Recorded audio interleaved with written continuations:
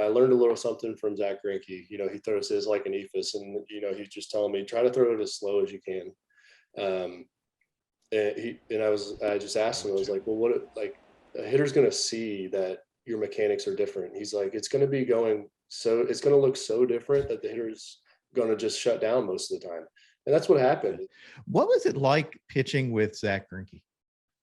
It's fun. I mean, he's like, you talk about a guy that it's like he's got a paintbrush up there. Zack Greinke is the guy that comes to mind, because I mean the guy will just make up pitches and while he's pitching, and me and Zach are really good friends, so we talk a lot, and I'm like really, like I'll text him after a game and I'm like, really, you're just gonna all of a sudden start throwing the nastiest slider? Oh yeah, I changed my grip in the middle of the game.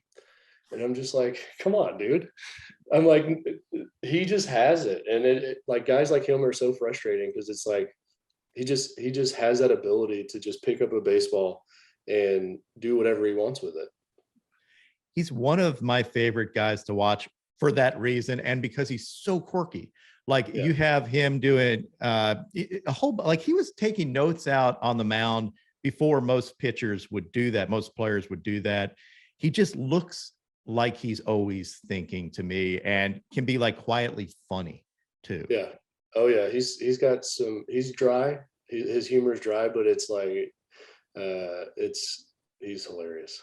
Do you remember any specifically funny things, or is it I think it's just like how he is and how his delivery and everything is just so like matter of fact. And our first interaction together is perfect, because he comes over, signs with Arizona, and it's like a few days before spring training, and I see him in there, but I leave him alone because I'm like, okay, I just give him his space or whatever. And for like 2 or 3 days, I'm in there talking with the training staff and doing some like warm up stuff, and I walk out and he goes, hey. I was like, yeah. And he goes, have you ever been hurt? And I said, no. He goes, well, you spend a lot of time in the training room for someone that's never been hurt. And I just like started laughing. Like, what can you say to this guy? Like, this was literally our first interaction, and it was so funny. And then fast forward, I go to leave that day, and we have a Japanese team that's training at our facility here. And he's sitting crisscross on the ground watching the infielders take ground balls. And I was just like, man, that's just like a student of the game.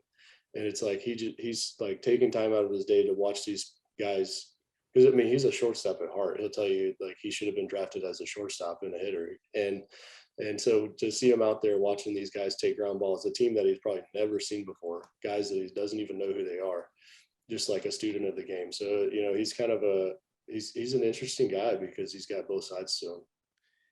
So one of the like, again, his mental approach is totally different from something like yours. What did you take other than the curveball? Did you take any other things from just watching him day to day?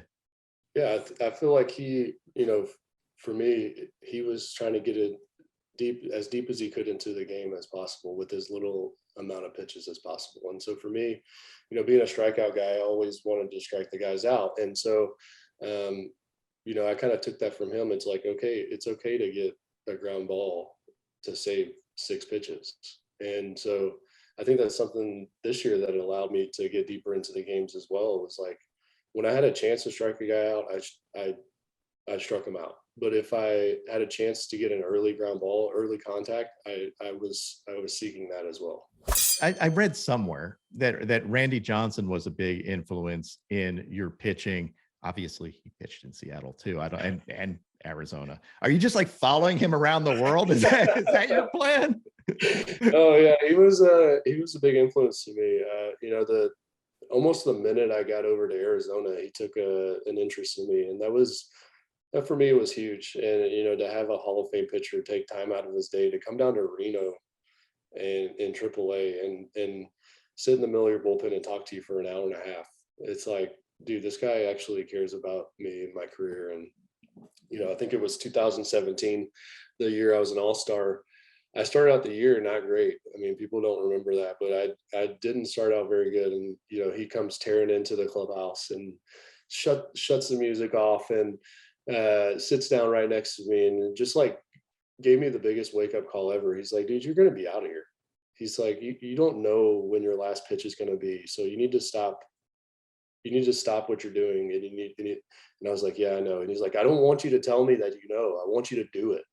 And so for me, like that was the biggest wake up call, is like he came in there, sat me down like a big brother, basically like in a headlock, and is like, dude, you need to figure your life out. And so I ended up turning it around from there. It was an all-star, pitched really well. You ended up getting, hit in the head after the all-star game. So I didn't get a full season, but then, come back from that and go 6-0 in my last 8 starts. And it was,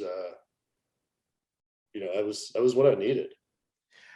How cool is that? Like, I think most people are surprised when they hear the big unit talk, because he's a extremely well thought out, well-spoken dude who understands the game and loves every aspect of it.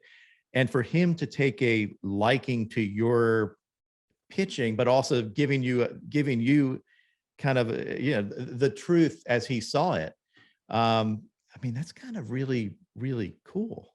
Yeah, it was great. I mean, we still stay in touch to this day. And, that was, he texted me after I won the Cy Young. So that was even, that's cool as well, because the guy's got like 7 or 8 Cy Young. So it's like for him to do that and, text me and congratulate me on it again, it's just awesome. Is there anything else you took from his style of pitching, or is it just mostly the inspirational aspects? He was definitely a bulldog on the mound, and I feel like that aggressiveness that he had, he might not have, very similar, like not a huge control guy coming up, and then, got into his 30s and became just absolutely dominant. And so like, I feel like for me, it was like, I loved watching him growing up, and then, for him to take an interest in my career and to pour into me. And, I just would take things from him, and it was not necessarily like mechanical wise, but it was mentality. And his mentality on the mound was, I'm coming at you and I'm going to attack you and you're going to be out. I was going to say, because you're obviously not the same, he's a gigantically tall dude. And so you can't copy it, but you can use kind of that blueprint, because he was he was extremely aggressive. Also freaking hated hitters. Like if you see the look in his face on the mound, he seems like a nice guy off it, but he scared the crap out of you just looking at him. Well, he wasn't scared to throw a ball behind a guy either. He's like, if I do it, I do it. It doesn't matter. Like, and that's where that old school mentality came in. It was just like, you're gonna fear me.